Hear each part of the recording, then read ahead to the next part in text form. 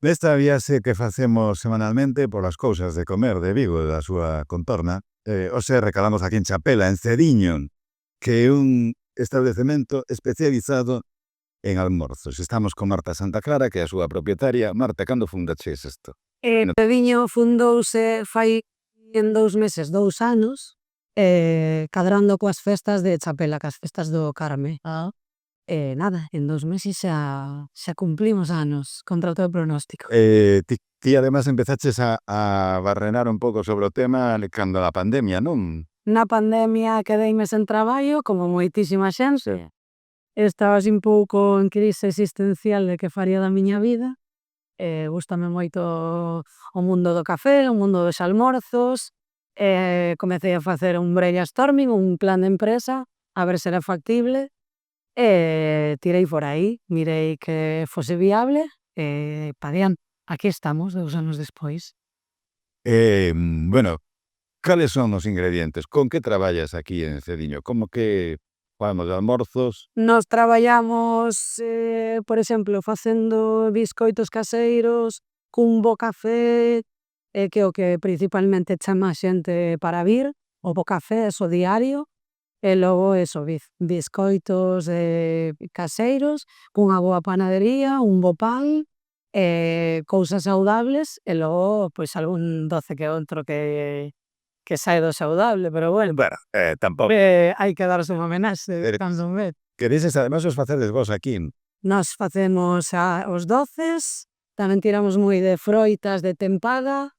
Aquí se vese de inverno non podes atopar unha froita que non sexa de tempada, e no verán igual.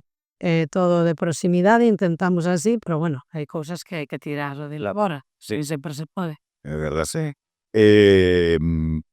Os almorzos, por que escolliches os almorzos? Porque aquí facendo como plan de empresa, sobre todo surxiu así, en Chapela non había nada adicado totalmente a almorzos. Entón, pois, si que habían de tomarse o café, unha tostada normal, un curasán, pero que está de moda, como por así decir, a torrada de aguacate, uns ovos, todo iso, o curasán en lofrera, que é bastante coñecido aquí.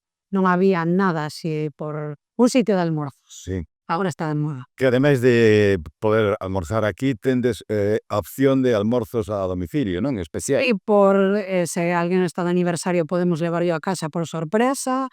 O día da nai facemos un menú especial que vai cun ramo de flores e a xente ven buscalo, ten moitísima aceptación.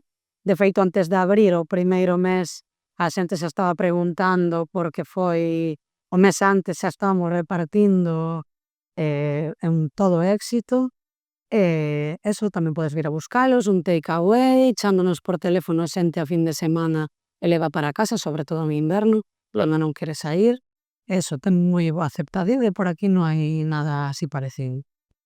O horario, que horario tendes? Nos abrimos en inverno de 8 a 2:30 e de 5 a 8:30 da tarde, porque pola mañá damos os almorzos e pola tarde a xente que debe vir tomar o chocolate con chus, Merendas, non? as merendas, o cafeciño, unhas trotitas, eso, algo así quentiño, por así dicilo. Non é que non demos un refresco, pero que o noso forte é café e chocolate. Sí. E agora no verán? Agora no verán facemos un horario de 8 da mañá a 3:30. Próximamente daremos os típicos bocatas para ir á praia. Tamén está saindo moito fume natural que os facemos nós, con froitas, como comentei antes, de tempada, cafés fríos para levar, eso, tirar un pouco para takeaway levar á praia. Vale. Eso empezades a partir de xuño, non? A partir de xuño, agora estamos ata as 2:30, que é maio, aínda non remataron as clases, a xente non vai á praia, o tempo non acompaña, pero sí, a partir do mes que ven tiramos por ese camiño. Bueno, despois destes casi 2 anos de experiencia, como vai a cousa?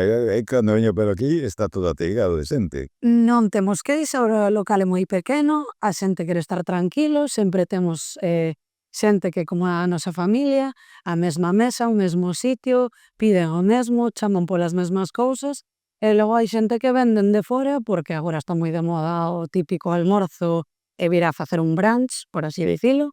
Hai xente que va probando de sitio en sitio e xa nos din que miramos que volven a repetir, xente tanto de Vigo como de Redondela, peregrinos que sí que nos deixan bons comentarios, que repetirían se volveran a pasar. Volven a facer o camiño. Eso é, sempre queren repoñer forzas, non é o sitio no que se para, pero o peregrino para por aquí a facer o típico brunch.